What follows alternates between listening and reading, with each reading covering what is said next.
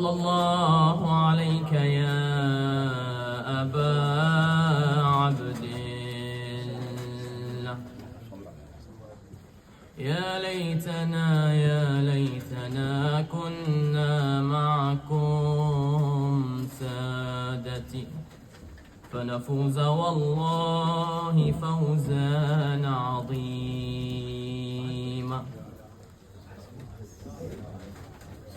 قال الله في محكم كتابه الكريم: بسم الله الرحمن الرحيم. ووصينا الإنسان بوالديه حملته أمه وهنا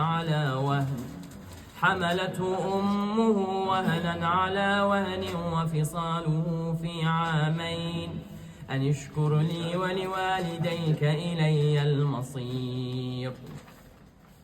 And we have enjoined on man to his parents. His mother bore him in weakness and hardship upon weakness and hardship, and his weaning is in 2 years. Give thanks to me and to your parents. Unto me is the final destination. صدق الله العلي العظيم. طيبوا وفاهكم بذكر الصلاة على محمد وآل محمد. اللهم صل على محمد وآل محمد. When we look through historic texts, we remember that every empire that came always fell. One reason like another. The most common way in history that empires fell was through something we call a rebellion or a revolution, a thawra. But when we look at revolutions, we see that people did them for different reasons. People did them, for example, to gain power. People did them to avenge their family. But few revolutions were led by people who actually were prepared to die in the way of this revolution. There are many people in history, such as various Roman emperors who rose to power, gained this through sacrificing their own people. They didn't do any work. They sat down and they made their own soldiers do the work. But we see there are people who led sort of revolutions who were already prepared to die and had that niyyah of death. They didn't do it for power. They didn't do it for position. They didn't do it for military victory. But they did it for gratitude. Tonight, we focus not only on the love of Imam al-Hussein, but we focus on the companions of Aba Abdullah al-Hussein alayhi afdal salatu wassalam. When we look at the Ansar, the companions, they didn't die because they were asked to die. They died because they wanted to die. They did it in the name of Imam al-Hussein. They knew the true power, they knew the true makana of Imam al-Hussein, and they were ready to die. When we looked at the verse, as we know, many verses in the Quran have their outer meaning and have an inner meaning. They have al-zahir wal-batin. This verse is a completion to the previous verse that talks about being good to our parents. But this verse also teaches us a deeper truth. It teaches us to be grateful to those who gave us life. This includes our parents. This includes Allah. This also includes Imam al-Hussein alayhi salam. Bain Qawsayn in brackets, if Imam al-Hussein never died on Karbala, number one, there would have been no revolution, there would have been no cause for the people to rebel against the Umayyads, Bani Umayyah. So number one, if Imam al-Hussein never died in Karbala, there would be no thawra, there would be no revolution. And as we know, Banu al-Abbas, they took power because they said we are fighting in the name of Imam al-Hussein, which we know was false because they said that in the rebellions, they said with Imam al-Hussein, but then they didn't stick to the sunnah of the Prophet.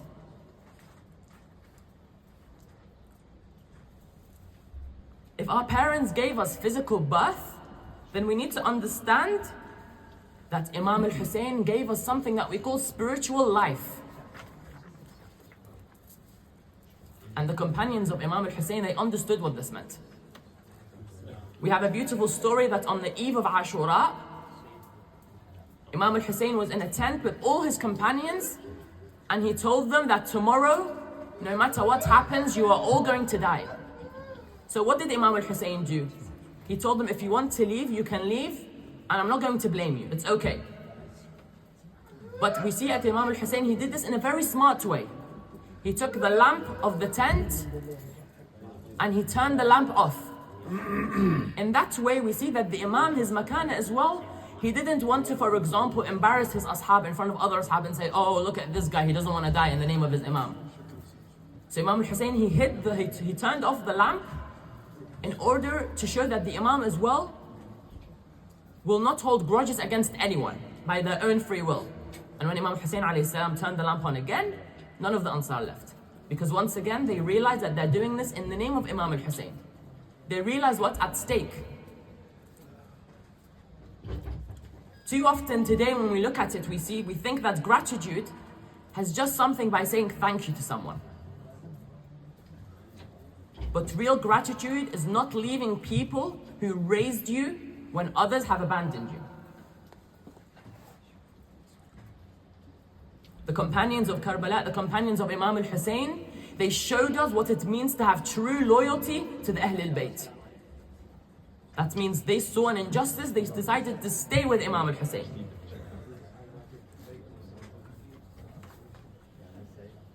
When we look at the different companions of the Imam, we can understand truly what loyalty means and what it means to have true gratitude. For example, if we look at someone called Muslim ibn Awsajah, he stood up and said a beautiful ibara. He said, even if I am killed, then brought back to life, and this happens 70 times, I would never abandon you, O son of Fatima. Sallu ala Muhammad wa ali Muhammad. Look at that man, look at that companion. He said, even if I die and I get rebirthed 70 times, I will still sacrifice myself in the name of Imam al-Hussein. They are truly examples that we take them as people that do not believe in this worldly life. They believe in the upper realm, in the akhirah. This is not just bravery. This is a man that remembered what Imam al-Hussein alayhi salam did for his soul. If we look at another companion, because time is short, so I would like to make this quick. We look at Habib ibn Mudahir al-Asadi. He was an old man and one of the oldest companions of Imam Ali alayhi salam. He could have stayed behind in the battle. He could have not chosen to battle and said, oh Imam, it's because I'm very old, it's because of my age. But he remembered that Hussein was the descent of prophethood. He was from the whole household of the Prophet. This is where there is a beautiful hadith by Imam al-Sajjad alayhi afdhalu salatu wassalam أنه قال ما رأيت أصحابا كأصحاب أبي. I have never seen companions like the companions of my father. So you need to ask yourselves, do I serve my teachers or do I serve my religion? Do I serve my parents or do I truly serve the Imam of my time, Imam al-Mahdi, Ajjalallahu ta'ala farajahu al-Sharif? Am I only present when it's only easy? Or am I like Habib? Am I like Zuhair? Am I like Muslim? Who remained loyalty when the swords were drawn. So brothers and sisters, as a final note, we need to remember that these nights is the night where we repledge our allegiance to Imam al-Hussein. And we remember the tharat of Imam al-Hussein, hayhat min al-dhilla. We do not stand up to humiliation. And once we unlock that true loyalty, and we take the companions of Imam al-Hussein as role models, then we can become truly representatives of Imam al-Mahdi. Imam al-Mahdi is waiting for us to become complete. How can we do this? Well, it's impossible to become exactly like the Imams, but we can look at the Ashab, we can look at the companions of the Imam al-Hussein, alayhi salam. We can look, they're humans like us. They're not infallible. هم ليسوا معصومين. ليس لديهم عصمة. But they stayed a good life without sinning. So we need to remind ourselves, you have to ask yourselves this simple question. Am I truly loyal to the Imam of my time? If Imam al-Mahdi doesn't come out now, you have to ask yourself, Go over yourself. راجعوا على أنفسكم. See, am I ready for Imam to come out? And we need to understand our loyalty. وصل اللهم على محمد وعلى آل بيته الطيبين الطاهرين.